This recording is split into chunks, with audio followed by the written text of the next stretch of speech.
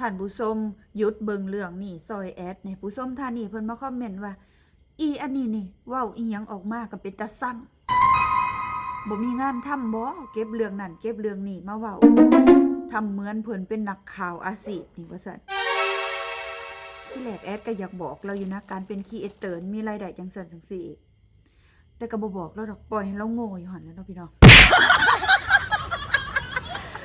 สิบอกเจ้านั่นคันเจ้าเป็นตาสั่งข่อยนั่นน่ะให้เจ้าตายลงหั่นแต่ตัวเองตายทำตัวเองตายลงหั่นมีอิจฉาหมู่อีหยังเจ้าของดังคือหมู่บ่คันบ่ดังก็ฟ้าวไปอัดคลิปลงช่องเจ้าของนั่นอยากเว้าหยังก็เว้าลงไปสิมามั่วแต่อิจฉาหมู่คันว่าบ่มีงานทำบ่ว่าซั่นเก็บเรื่องนั้นมาเว้าเก็บเรื่องนี้มาเว้าอันนี้แหละคืองานเขาครีเอเตอร์อินฟลูเอนเซอร์นี่แหละงานเขารายได้เขาก็มาจากเก็บเรื่องนั้นมาเว้าเก็บเรื่องนี้มาเว้าร่วมทั้งตอบคอมเมนต์เจ้าหรือว่าด่าเจ้าก็แม่นเนาะนี่ล่ะคืองานเขาจื้อไว้เด้ออันนี้บอกให้เอาบุญได้นี่บางซ่องนะเขาด่าแหลกด่าแห้งเขาแห่งได้เงินหลาย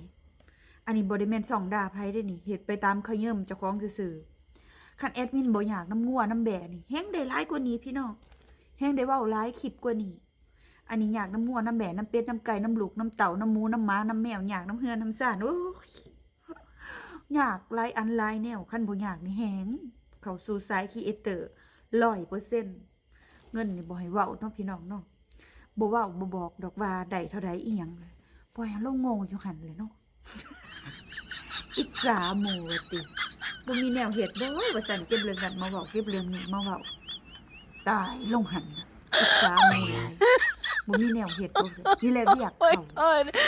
ตาสว่างเด้อบาดนี้เด้อบ่ได้ด่าได้นี่มาบอก